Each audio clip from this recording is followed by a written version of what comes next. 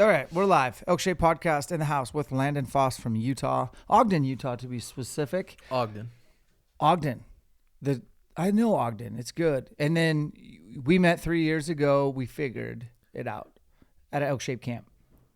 Is that right? Yeah. I went to the ELKSHAPE camp. We were supposed to have a meetup sometime after that ELKSHAPE camp.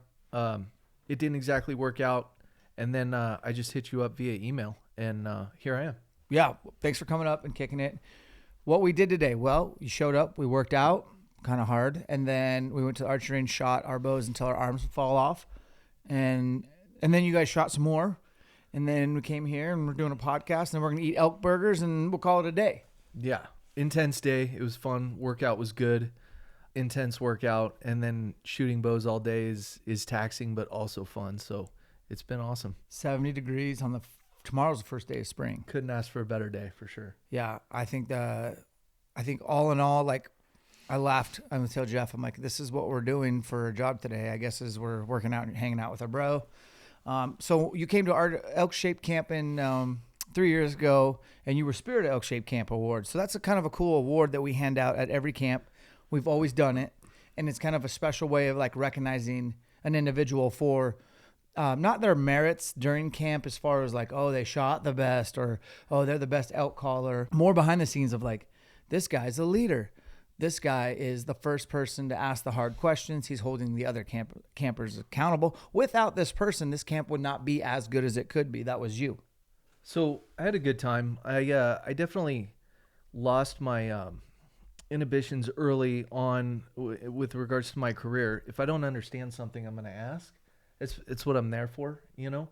And so I definitely had a lot of questions for you and your guys at ELKSHAPE, you know, not afraid to speak up. Sometimes I might even speak up too much, but I don't know. It's a way for me to solve problems, I guess. Mm-hmm. Okay, so getting into your background, you're a couple of years wiser than me, and I was like, Wim, what are you doing for work these days? And you're like, I'm unemployed. I was like, oh, okay, it's probably his wife works. I'm like, so what's your wife do? And she's like, she's a stay-at-home mom. And I was like, okay, explain to me what's going on in your life. So I had a 20-year construction career, pretty good career. Got on with a good company and had a good professional life. And then, you know, the circles that I run in and the people that I listen to, you know, there's always that talk about taking advantage of your kids when they're young, being a part of their lives when they're growing up. It's the most important thing that we can do as fathers. Man, and I can't tell you, like, I believe that to my core. So I had an opportunity to take some time off, hang out with my kids, read books to them in the morning, be there for all their games, that kind of thing. And so that's what I've really tried to soak up this last year. I have, I guess, aspirations. You know, I want to. I've been an employed worker, I guess you could say, for 20 years on someone's payroll, and I've always thought to myself that I could do something by myself. You know, I kind of snatched the opportunity in both cases there. Take some time off, get my professional life rearranged, and you know, I'd like to get into a couple of ventures by myself and see what I can do. When did you decide to take a break? I started thinking about it around COVID, but with regards to the leap off the cliff professionally, you know, my company and I, we just started going different directions, and it was a mutual good separation. Mm-hmm. You know, that was pretty much it, and that happened 13 months ago. Okay. So Yeah. you've been out for a year. Your kids are 8 and 5. Is your 5-year-old boy already in school? Are you homeschooling? What's the vibe? So we do a little bit of half and half. They go to my wife's going to kill me for this. It's not a normal public school. They go to a charter school, I guess you could say, 2 days a week. And then they're at home homeschooling the other 2 days. And then they get Friday, Saturday, and Sunday to do, you know, kid stuff. That's legit. Yeah. Okay. And then when you say that you want to like maybe get back into the game a little bit, but more like your game, not someone else's game. Translation, he wants to build his own dream, not someone else's. That's cool. I'm into that for sure. What does that look like for you right now? Like, what are you prospecting?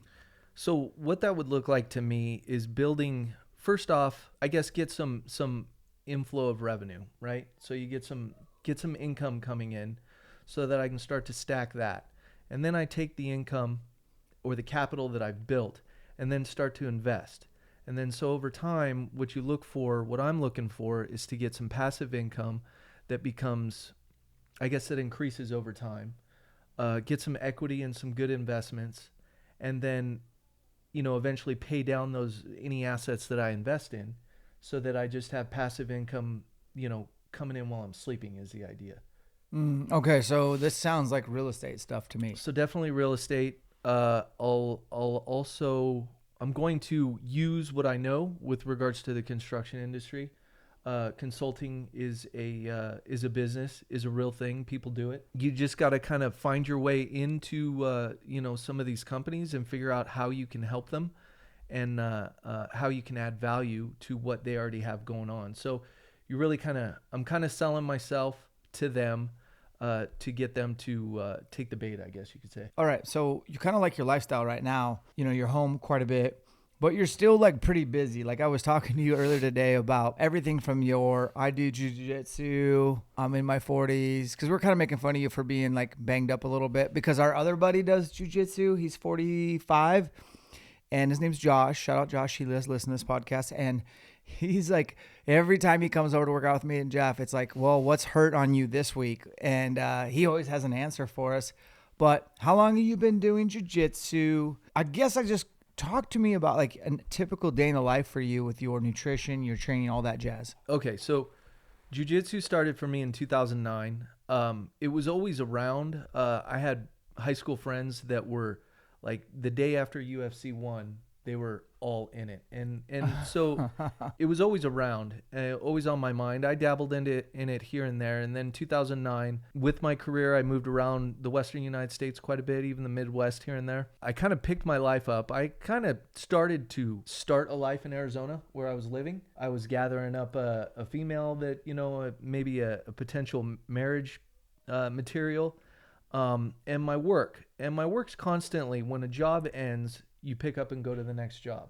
That's kind of the way that it works. Broke off my relationship, called my boss, told him, hey, I'm ready to move to Houston from Phoenix.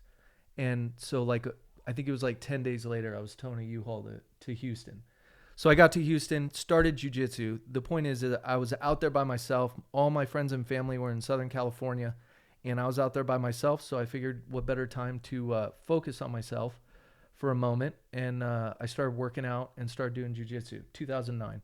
I quit a little bit when I married my wife, got distracted. There's about a 5-year interval there. So, 13, 14 years minus 5 years, 6 years minus injuries and stuff. So, yeah, it's been a good amount of time. No doubt. So what belts are you, I guess? Purple belt, working on my brown belt. Okay, so you're not like a schmuck, like you know what you're doing on the mat, but you were telling me that a jiu-jitsu practice for you is a couple times a week. It's a 2-hour endeavor, a lot of rolling and skills, but mostly skill work, and then the back hour is like straight up physical, and it's rolling, yeah. You are burning calories. Yeah, so a jiu-jitsu class. So again, with my kind of shift in personal life, it's given me a lot more time to train. So I've been focusing quite a bit. One of my friends opened a gym. So I'm training with him. He's a black belt. And, so a typical day looks to me, as far as jiu-jitsu goes, show up at like 5:30, leave the gym at 8. You got a good, hour of rolling, 5-minute rolls each time, and then maybe a minute in between. So you got a good, you're working, your cardio's getting worked. Yeah. And those gis are big, heavy pajamas. And it's amazing how soaked they get. You just get soaked in sweat. Soaked in sweat. So you're working. Okay, so then heart rate zones, you talked about that today. What zone do you think you average for 2 hours in jiu-jitsu? So the first hour, you're probably at zone 2. You're not exerting too much. But then the last hour, you're definitely in zone 3 constantly, and probably playing with zone 4 for a good amount of time. Okay. Like what we did today was probably, it's equivalent to, 3 or 4 good rolls in a row. So it was, it's definitely something I've seen, but zone 4 is hard to live in, that's for sure. Do you think your mobility is good as it pertains to what we did in my gym / what is required to be pretty deadly at jiu-jitsu with all the chokes, including the ones with your legs. Yeah, so the mobility is interesting. You know, one benefit that comes with jiu-jitsu that you don't think off the bat, you're constantly stretching, you're constantly keeping your body in that kind of limber zone so that you can perform, and that definitely helps and translates over to working out for sure. With regards to injuries, major injuries are few and far between. And then there's also, you know, you're constantly dealing with something's nagging, you know? Yeah, it's a physical sport.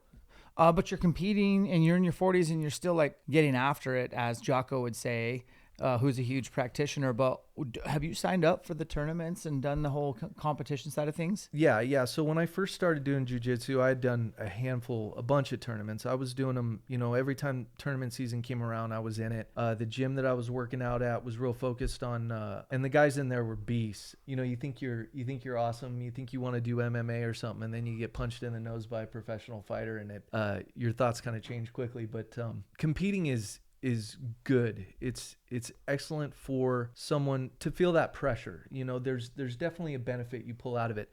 To be able to hone that pressure, you know, we deal with pressure in elk hunting. To be able to hone that pressure when you're competing, try and control it basically. You know, at the end of the day, when you leave a tournament, whether you win or lose, the people who love you are still going to love you. That's true. It's a perspective that you got to put it in. Otherwise, you'll beat yourself before you go on the mat. You know, right now, I'm dealing with that in elk hunting when it comes down to the moment. You know, you're at full draw. You got a bull in front of you. It's time to do what you need to do. So I'm trying to focus. I'm trying to bring that jiu-jitsu focus over into my elk hunting. I like that. Signing up for stuff that's hard is kind of a good thing, in my opinion. And you seem to gravitate towards hard things. And I kind of wanted to get your perspective and just walk through what we've done so far today. Like, so compare and contrast, like you roll in, we go right to the gym. I told you, hey man, 15 minutes, warm up as long as you need, but just get to where you're feeling good. I explained the workout. We basically did a pretty structured strength piece. Then we did a pretty high intensity conditioning piece with compound movements and assault bikes. And then we did like even a finisher at the end for like partner, I would call interval workouts.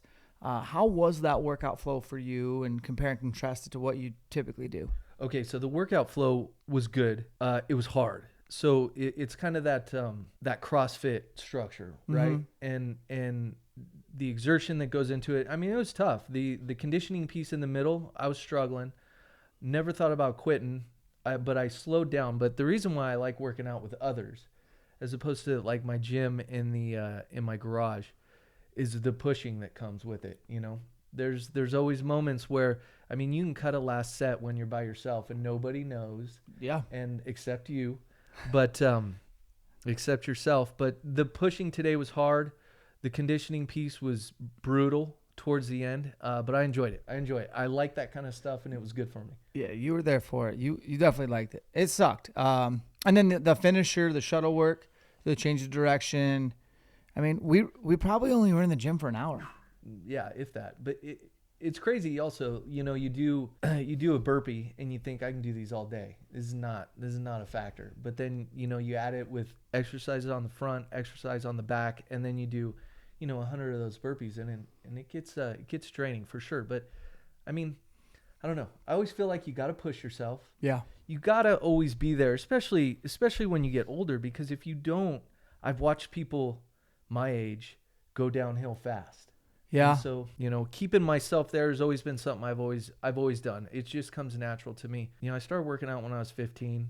I've never been, you know, a stud weight builder, but I've always just kind of been consistent. So I think that's everything, is the continuity. The cool thing is, like, you basically did a normal workout day for me, right?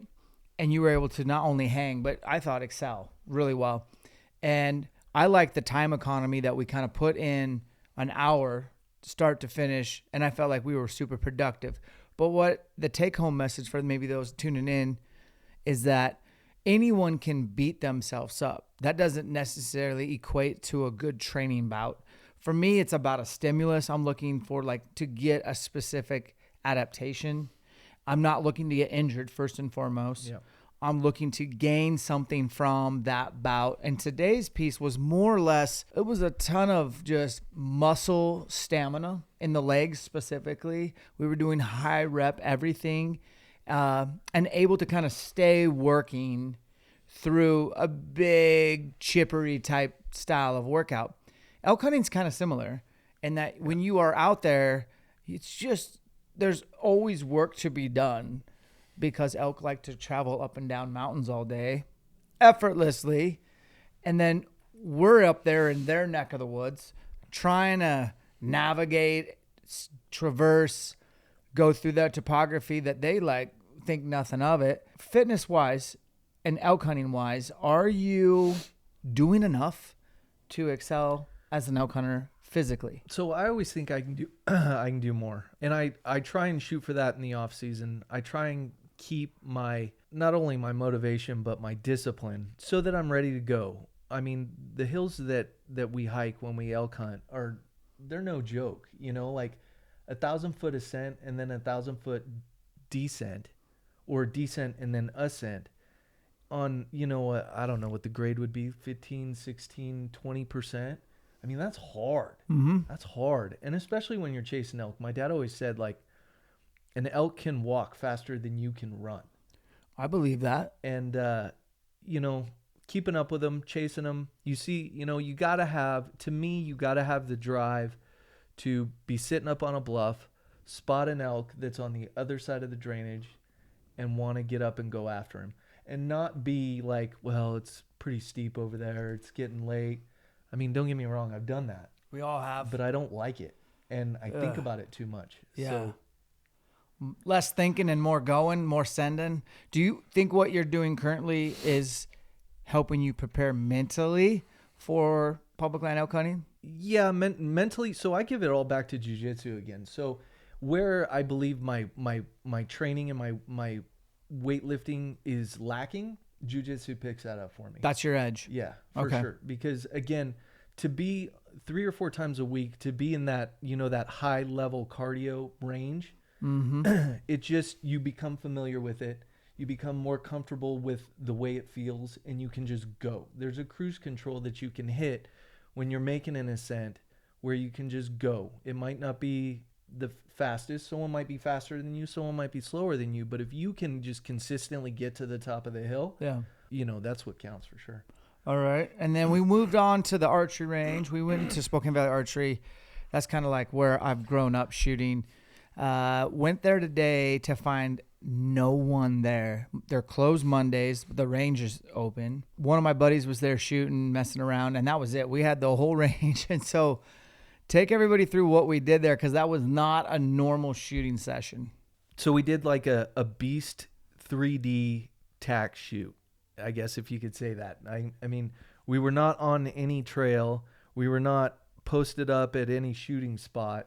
We were shooting from the bushes, over grass, over hills, uphill, downhill, sun's in your eyes, can't see anything, put a hat over my friggin' sights so I can see what I'm doing type. It was tough. It was tough. And I told you, I lost more arrows today than I did in my last 2 tack shoots. That's saying, because you're a good shot. I mean, we were making some level 10 shots today, and maybe we weren't making great shots, but we were putting ourselves out there.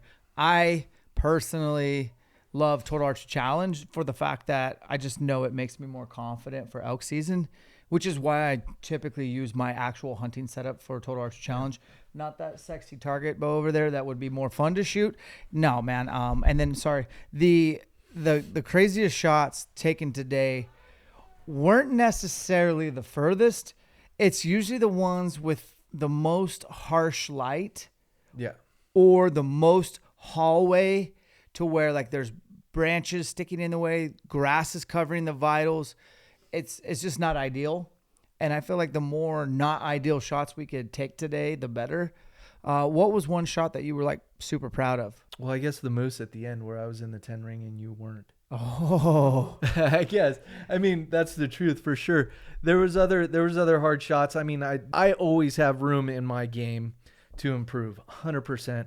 My discipline when it comes to the pull through on my shot process is lackluster at best. I know what it feels like. I know what it takes to get there. I know the mental discipline that it takes to get there. But it's just summoning that mental discipline for me every single shot that I'm challenged with. So I really liked those mountain goat shots we took. They were like about 85 yards, but it was all like just harsh, then shade, and then a little bit of harsh light on them. And then the angle was not only uphill, but it was tilted. So like, it was like hard to, you were fighting your bubble. You had to stay true to your anchor.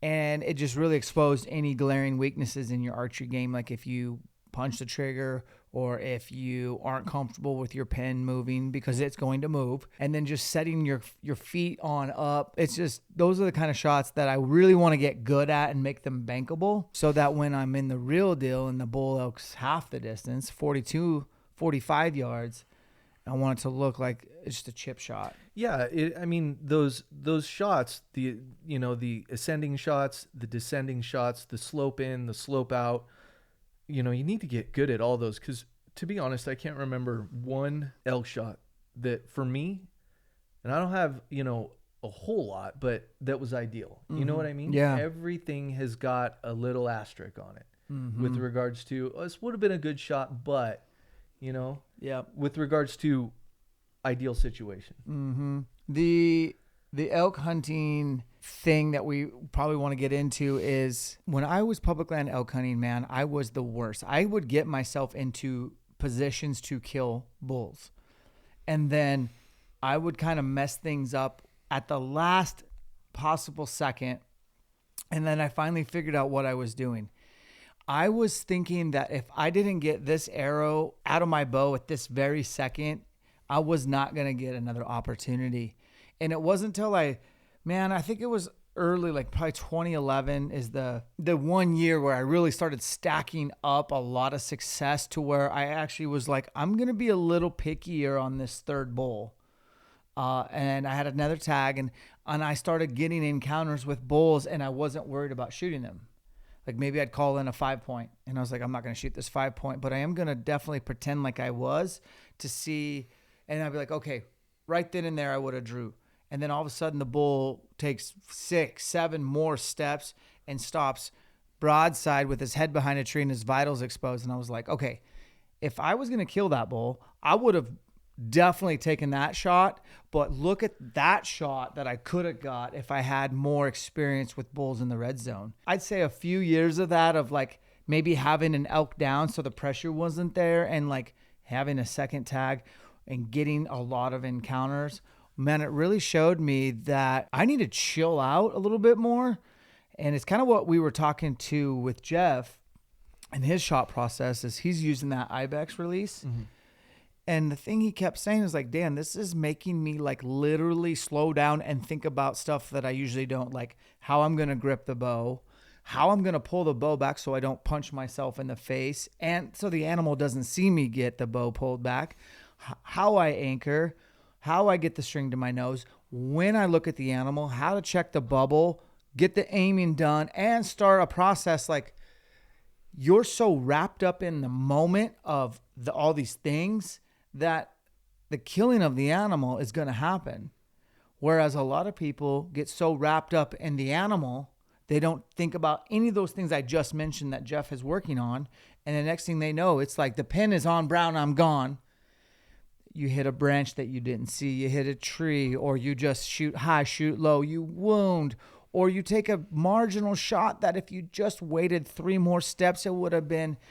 I mean, so to me, archery and elk hunting and getting that tag punch is about recognizing the animal and how it's like this percentage of success and probability of success just continues to climb as you become more patient in those really exciting moments. Do you feel that? Yeah, definitely agree. I gotta say I've been in almost every situation and I've messed up. I feel like I've messed up almost every single way you can mess up. Yeah, being able to isolate that anxiety and then own it in that crucial moment is what I'm working on right now. That's what I need to do. I remember a hunt recently.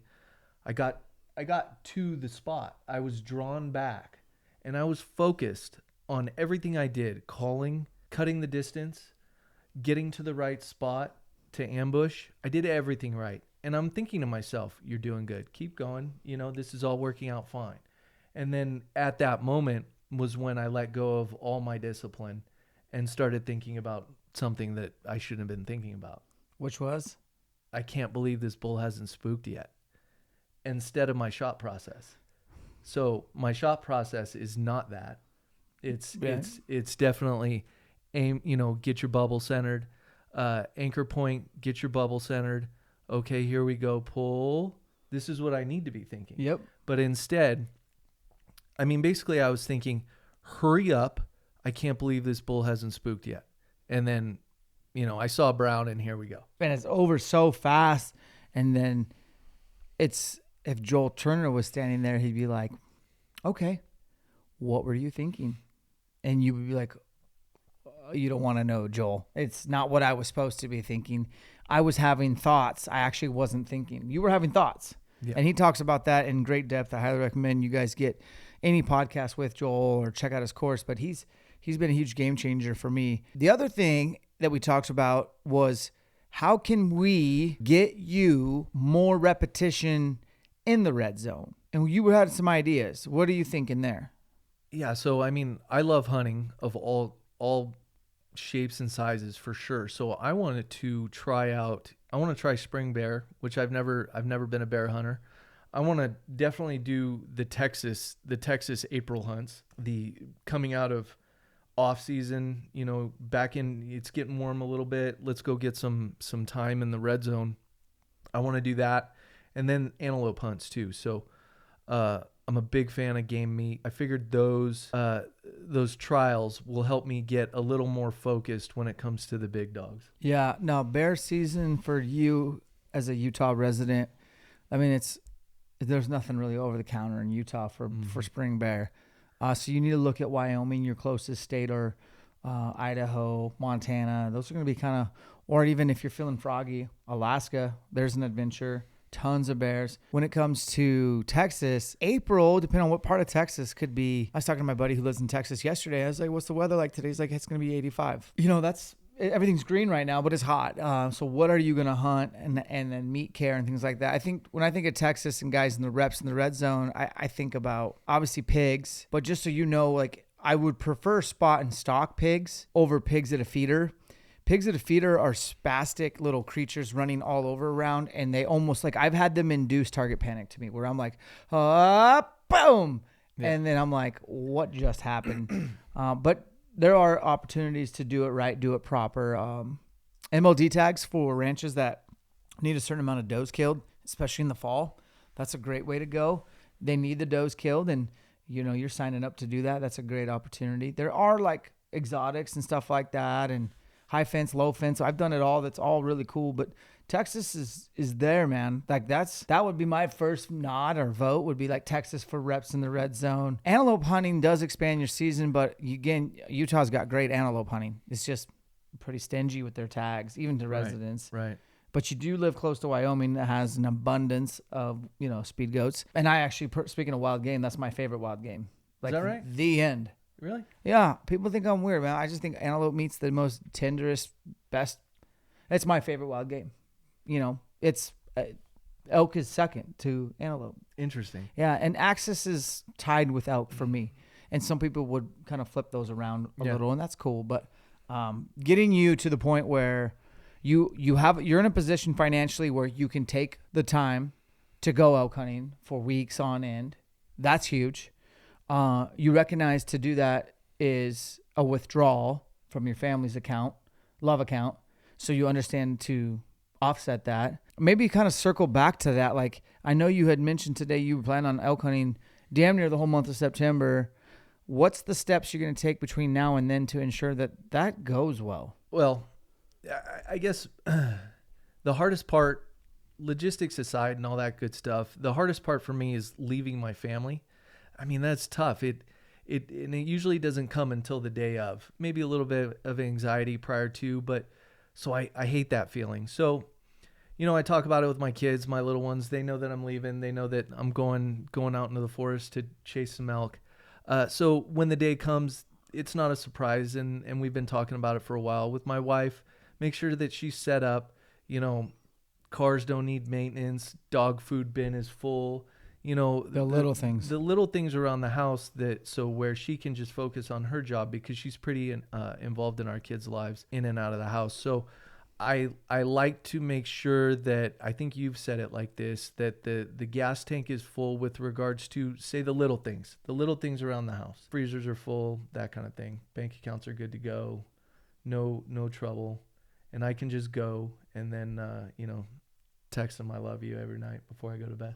Yeah, I think if you haven't hunted that long, I'm talking weeks on weeks, and you have an 8-year-old daughter and a 5-year-old boy, that's going to be your kryptonite to come out early. I'm just going to warn you, man. Like, take it from me, a guy who's pretty callous towards that.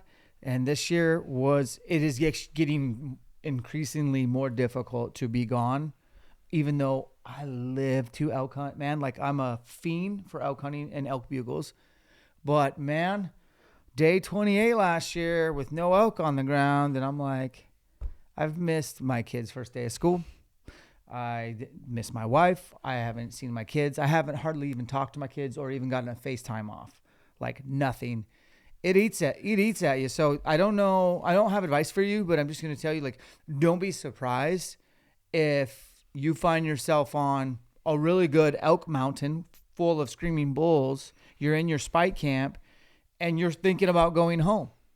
Yeah. I think it's going to be perfectly normal, but I'm here to tell you, they'll be there when you get home if you did things right. And you will not be in a basin with bulls screaming year round. It is September comes, September goes. So it's definitely, I mean, if you figure out how to balance it all, please certainly let us all know. I certainly don't have a winning formula, but I know that I've done it before. You know, I typically hunt about 2 weeks, maybe 2.5 weeks. I think I hunted 2.5 weeks last year. So the hardest part, like I mentioned, was leaving. There was one point where I was elk hunting down south, and then I had to go meet buddies up north, and I actually passed by our off-ramp on the freeway going to the other elk camp, and that was tough. Oh. That was really tough. But brutal. When I get into elk camp and I'm working, I'm good. There are the lulls where you're kind of sitting back at camp, you're back at your truck and you're like, it's the lulls. That's where the voices speak the loudest. Tough day. You know, there's supposed to be elk here. There's no elk here. I could either go to my plan B spot or, man, I could just shoot home. So I've definitely had those thoughts. But my wife, she helps me out too. You know, she lets me know, you know, we'll be here when you get back. You need to work. This is what you want to do. So she's always helped me out with that motivation. That's so good, man. Yeah. And I also tend to park sometime where I can get some Verizon action. That's fair. And call the kids. And that's a big morale booster, a little FaceTime. But man, wherever I was hunting last year, it seemed like I couldn't get service to save my life. I know when I did get service, I certainly take advantage of it. But being a husband and a father and a guy like you, you know, you're setting the deck where I just wanted to finish this podcast with kind of talking about Landon Loving Foss's best practices to be a better dude. That's what we're going to call this. And it seems like step one, be a provider. You've always been a good provider for your family? Yes. Yeah. I mean, I'd like to think I have. Yeah. Okay. Step two, take care of you so that you can take care of them. You do a lot when it comes to taking care of yourself. Yeah. And again, praise to my wife, you know, for letting me go to jiu-jitsu 3-4 times a week. You know, I get those workouts early in the morning. When I feel better, I know what it feels like when I don't work out. For me personally, when I don't work out, my mentality, the whole way that I just carry myself, it is, in my opinion, it's pretty noticeable difference. So when I'm working out, I'm a better person. And like you said, that translates over to being a better person for the close ones around me. So I'm into the self-discipline to help myself be a better person. Okay. So once you've done those things, then as a best practice for yourself, like, I don't know how you would tell people this, but like, have you discovered what your wife's version of elk hunting or jiu-jitsu, what is her thing? You know, it's taken me a long time. I've been married 13 years now. It's taken me a while. I was probably a little slower than your average guy, but I know my wife's thing. She loves she's gonna love this, like secondhand stores. Yep. Rummaging through secondhand stores and bringing home what I would misspeaking call junk.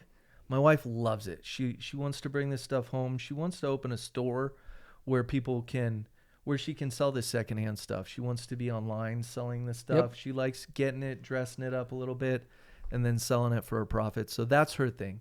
And recently she's been talking about getting into that a little deeper. And I'm like, hey, maybe we can open a store. Maybe you can start getting, some brick and mortar thing going on. And, if you'd like that. So I want to support her in what she does. I don't always do a good job, but I try my best. I watched my dad's wife kind of start out that way, but in the tack world for horses. Yeah. I think she even worked at a tack shop at one point, and then she was like kind of going around secondhand, thrifty tack. Mm-hmm. And I'm just going to cut to the chase. Fast forward like 6-7 years of her selling stuff on Marketplace and eBay. She finally had so much of it, she opened a little storefront on the ranch over there, and she's got hours. But she also liquidates things for others and does, consignment for other people and does an eBay store and some stuff to Amazon. And I'm like, you have literally created a little entrepreneur side hustle that's actually kind of like snowballing. And it's fun to see people get into stuff like that, make a little money at what they're good at, what they enjoy. Yeah. Yeah. And it boosts her morale. So she's walking around a better person. She's more, everybody's happier to see mom when mom's happy, so to speak. So supporting her and her endeavors is definitely something, that I can always get better at for sure. Yeah. You mentioned you shot a couple tacks and didn't lose as many arrows as you did today. What tacks are you shooting this year? So this year? Yeah. I want to shoot RMEF this year. I want to shoot all the life-size elk targets. Which event? Oh, Utah. Obviously. It's in my backyard. I can wake up at whatever. If my shoot time is 8:00, I can leave the house at I'm going to warn you. We shot that course last year, the Salt Lake City Rocky one. Yeah. They ain't all full size. Oh, really? They throw some mini elks in there. Yeah. I'm just like not as many as there's not as many full size ones as you'd hope for. Good to know. I shot the knock-on course a few years in a row. That's always a fun course. And then, there was one other one. Not the Sitka one's always fun, but there was one other one in there. I can't remember. Right now. What's the mountain it's at? I forget. Is it Brighton? Solitude? Brighton? Solitude? Is it Solitude? I'm It's Solitude. I don't like how spread out it was. Meaning there's like two mountains and then like I don't know. Well, it was a different mountain this year. Yeah. Last year. That's where we went. We went to the Solitude. Yeah. And then before that, it was at a different resort, and I liked it better at the previous resort. But okay. I'm sure it wasn't Snowbird. No. Okay. To be honest, I'm horrible with those names. So That's fair. We are doing Big Sky only this year. We tried to figure out how to do Colorado and just could not make it work with our schedule. But I really want to do North Dakota, Colorado. I want to meet everybody and go to all of them. I love tack. If I could do a tack tour, I totally would, because it's the best. The people it's the people, and I just don't get tired of shooting bows all day. No, it's a sweet event. I usually go by myself. Occasionally I'll meet up with a friend there, and it's I tell my wife it's so cool because you show up, everybody there is like you, so to speak. All the stands with the vendors there, spectacular. And then you got that, that constant happiness that comes with just shooting 3D targets all day. All day. Yeah. Yeah. Now you were using, speaking of knock on, I seen you with the classic, I got a knock to it, 2-finger. Basically a wise choice. That's a 2-finger is a knock to it. And then you have the silverback, which is, no, that was a stand. Was it a stand? Yeah. Stand tension release. You have a stand tension activated release. Yeah. I thought it was a silverback. Okay. Tell me about the stand tension activated. When did you get that? And why did you bust it out today when we tried to look at your we set up a third axis line on a target today and had him and Jeff Dodds just shoot that uphill and downhill. We weren't going to make any adjustments. I just wanted to see where you guys were at. And then you busted out that instead. Why? Yeah. Cause, we mentioned our targets earlier, and the 3D shoots that we were doing, but I mean, my nerves got to me and I was punching the trigger. And like I said before, I know what it feels like to execute a perfect shot. And inversely, I also know what it feels like to make a horrible shot or punch the trigger. And the stand keeps me honest, because when I just can't hone that discipline to pull through my shot with my knock to it, I just whip the stand out, and it forces me to. And the shots show it for sure. Yeah. I want to get Jeff in here if you don't mind. Jeff, come on over. Okay, so you were shooting 36 yards uphill with a green taped so that it was perpendicular on a black bear. And then we shot the stone sheep, again, about a 15, 16 degree angle, 43 yards downhill. Were you able to tell, I think I said I wanted to look for a trend. Were you able to find a trend today? Yeah, so all my downhill shots were definitely trending all right. And my uphill shots, I thought the group was pretty consistent, maybe a tad bit right, but I hit tape two out of my three or three out of my four shots were on the tape. On the uphill. Yeah. And on the downhill, not one hit the tape. one. They were all over to the And right. they felt very clean and good breaks. So here's what we'll do. About that. We're going to do that again and again for like the next couple weeks. Like we'll go make a video out there, and then we're going to be like, all right, Jeff, it's Jeff's time. Have you shoot that, and just over time see how we trend. Because here's the thing about third axis, and this is the part I wanted you to hear, especially Landon, is like, I've been up there and made a third axis adjustment, and it's usually like, it's like an eighth of a turn of a bolt. And I've been like 3/4 turn, and I'm like, missed the target. So when you guys do go to fine tune, it'll be like breathe on the bolt just barely, and that's all it will take to move you. So that's just your words to the wise. And then Jeff, take my mic for a second. I just wanted to give a quick recap, because you were filming today. You've never met Landon. I knew Landon was coming in. I knew he's just a bro. Like, I just knew we could bro out. Give the guys your thoughts. Well, Landon, thanks Jeff? for coming over. Yeah.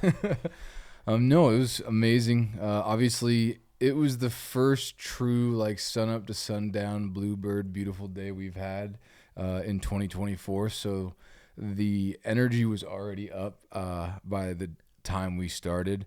My first impressions of Landon, you're a very slow to speak guy. You know, you kind of speak when spoken to, if that makes sense. Yeah. You're very quick to give people your full attention, and I thought that was really cool. You gave it your all in that workout, which is impressive. You didn't go out too hot, so I'm very impressed by that, because a lot of guests, that when they work out with Dan, they get sucked into the vortex of Dan's pace. And I mean, I still do it, and I work out with him almost every single day. And so that was impressive. That takes a lot of maturity to kind of stay in your own lane and kind of let Dan do Dan things in the corner. But you finished strong, you know, for not usually doing a lot of CrossFit style high intensity workouts. You crushed that. And then we went to the course. You know, I mean, for reference, we could have gotten sunburned today if we weren't careful. So that sun was out. You know, we were feeling it. You were shooting awesome, but I don't know. To me, it was more fun just to, you know, shoot with a quality person more than just like, you know, watching how good you are. I just like hanging out with good people. So I appreciate you coming up and making the drive. And I would also give you the March 18th Spirit of the Day award. Yes. So thanks for playing with us. And Yeah, man. hopefully see you soon. And I hope you know, crank all the tags that you have this year. Yeah, I'd like to do that. It's fun hanging out with people with like minds. So thanks. Absolutely. For sure. Oh, and we kind of grew up near each other. That's kind of cool. Yeah, Southern Yeah. California-ish, Mhm. right? Unfortunately, don't judge us. We couldn't help where we grew up, Hey, but California is a good place. It's just governed poorly. horribly, yes. So, yeah. yeah. My grandparents were cowboys, and in Southern California, back in the day there was a little bit of wilderness left, and my uncle used to be a rodeo clown. No way. And my grandfather was a cowboy up in the Big Bear Mountains. Oh, and no way. and my old man, I just, from the beginning, I got a chipmunk gun that's probably shorter than as long as my forearm. And, you know, I've always had a gun. I had a bow in my hand early on. And I guess I was just raised right. So Absolutely. Cowboy and Big Bear. That's not a bad way to go. yeah. It's a beautiful place. Here you go, Dan. Cool. I like bringing Jeff in just because he's always got a fresh perspective. Like as a camera guy, yeah, you're worrying about lighting and f-stops and lenses, but you're also observing. And he said something there that I keyed on, like maturation. Like, dude, you're a pretty like just That's a funny word. a mature dude in my opinion, like a grown up. Yeah. Like I like grown ups, and you just kind of have your shit together. That's funny because I think about myself and I'm like, you are just a kid, you know? Like I used to be a punk back in the day in my adolescent years, and I don't feel like I ever got to like my dad's status. You know what I mean? Yeah. Like grown up, this is what a dad looks like type thing. Yep. But I also think that times have changed and people have changed. So, you know, I'm just doing my best. Now, you growing up, Jeff somehow found out today that he asked me to, have you ever been arrested? And I was like, as a kid, and I was like, well, does being 21 count? And he's like, oh yeah. Well, I was like, all right, cool. Then yeah, I've definitely been arrested. How old were you when you got arrested? Well, I guess it was The first time. Yeah, no.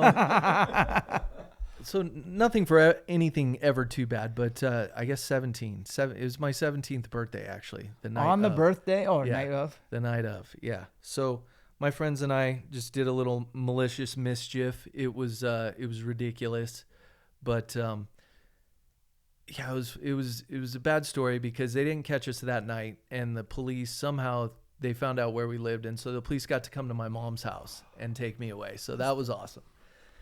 But you live and you learn, you know. You stealing mailboxes?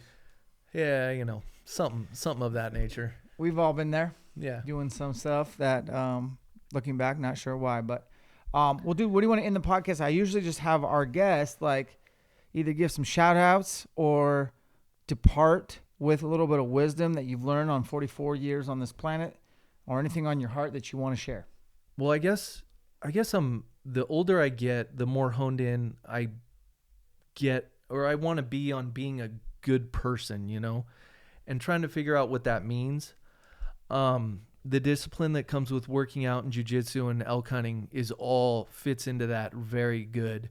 You know, having God center focused in the family, a community of some sort, and man, being the best dad I can possibly be, because at this point for me, my kids are the absolute most important thing for me in my entire life. So being a dad and giving them raising them right is a challenge, and especially in today's time.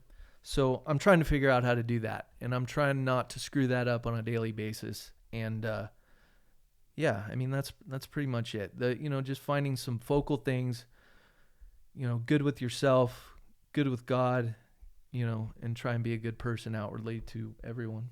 So, Yeah, I feel that because life's got its seasons, and we're in a similar season, you know. I feel like I'm not very mature, but I am kind of mature. Like I've lived long enough to not have an excuse to be immature, but like I'm in that stage where like I got a boy, I got a girl, I got a little girl that I look back and I'm like, am I taking her on enough daddy-daughter dates? Like Oh, yeah. There's only a finite number of those, and she's my world, man.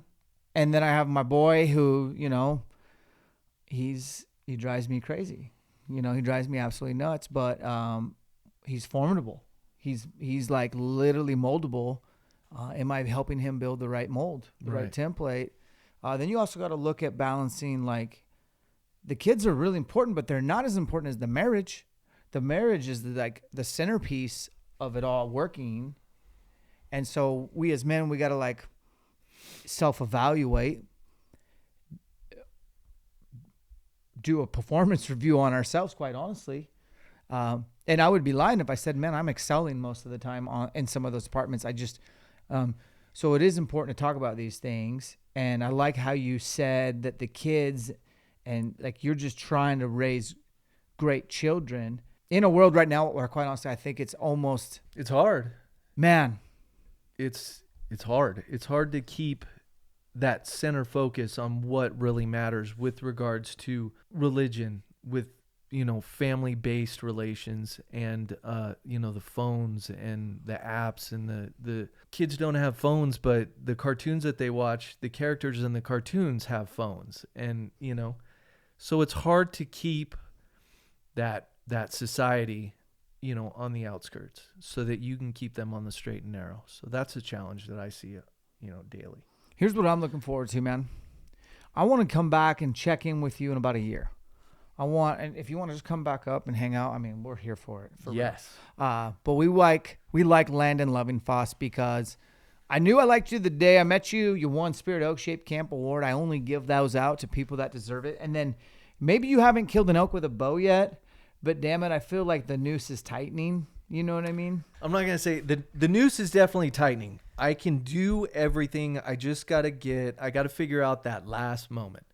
And I've been through this with deer hunting. I know what it feels like. I know what buck fever feels like. I know what it feels like to overcome, to the point to where I'd get a 4-point in my scope and I'd be like, all right, maybe not today, maybe fine. So I know what it's like to evolve and get there, but I am finding it a little harder with elk than I did with deer. Hey man, it took me 4 years of tag soup, and it took me 8 seasons in Idaho of not getting an elk. And I wouldn't change it for the world because it literally made me the hunter I am today. Like I will never ask for like, oh, I wish I could go back. No way. I am so thankful for all the heartache and long walks of shames. And then these off seasons where I'm just like, it's kind of what made me ELKSHAPE was not being successful. It's what made me so intense. I'm an intense guy. You can tell. It is because of failing at elk hunting for so many years in a row. It's just like, it made me determined as all get out. Yeah, it's a crushing blow for sure. I always pull out of it. Like the thought of the next season, the thought of like doing it better next year, it just keeps me going. And it's not hard to keep me going. That's cool. With that regard. No, I like that. The walk of shames are brutal. Since ELKSHAPE, I haven't left the forest before sundown, and some of those walks are pretty darn long. My last hunt with Jeff was it was his last day of filming. He had to go back to his real job, and we burned it down and we sent it, and then we paid the piper for sending it, and it was like, oh, it's dark, and we have 15 miles to get back to the truck. And you don't notice it while you're out there. No. But then when the sun sets, and then I just remember that night, and we walked forever, and we still and then when we got to the trailhead, we remembered we parked several miles from the trailhead, like 3, I think, maybe it was 2. It doesn't matter. The truck wasn't at the trailhead. It was like, we got to walk down the 2 track now for miles. And I love that. Guys, I love this. I love elk hunting. I love meeting good people. Almost all the elk hunters I meet and rub elbows with, they're just good people. They have their priorities in check. It's not all about just elk hunting. It's about making a difference in this world. It's about raising the right children. It's about doing uncomfortable things. So shout out to Landon. If you are interested in doing a jiu-jitsu, man, go try out a class and do some rolling. If you want to stretch your archery game out, go to a total archery challenge with your squad and just have some fun and test your limits. We are lucky. We are fortunate to call ourselves elk hunters. Very much. Separation is in the preparation. We'll catch you on the next one.